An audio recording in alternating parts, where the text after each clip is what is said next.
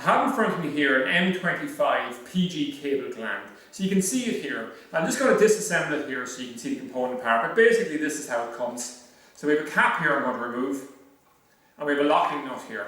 So we have the locking nut, and the idea with this is that we were slotting this onto the side of, let's say, an electrical junction box. And the basic idea of a gland, of course, is twofold. First thing is to secure a cable at a certain position coming into a box, and also the other idea would be to waterproof it and to make it as dust resistant as possible, okay? So I would have this locking nut on the inside of the junction box and would push this part of the gland through the junction box. It'd slip into the locking nut here, and we rotate it, trying to lock it into position. And if we're successful in this, what will happen is it'll close in on this rubber bone here, and the rubber bone will expand or will flatten, and it'll give a very, very watertight seal, okay?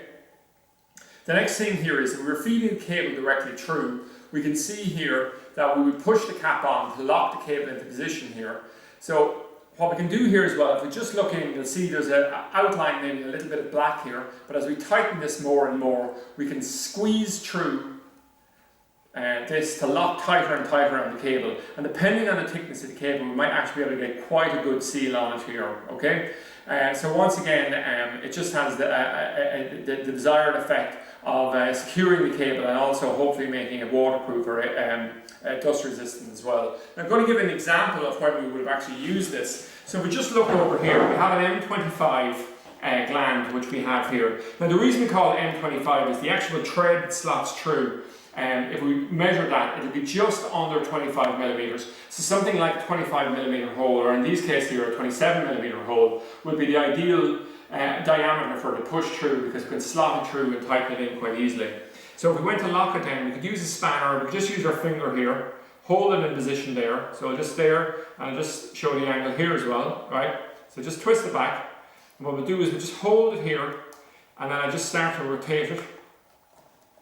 And what we can do is we can just tighten it in, and what we can do then is this here plastic or rubber here will eventually flatten out and you give a very, very tight seal on it, okay? Now if we come along here and look at the different size glands that we could possibly have inside the range, this here is an M20, okay? So it's a smaller size one, but there's much larger ones suitable for larger junction boxes as well. So that's it anyway, an overview of the M25 PG cable gland.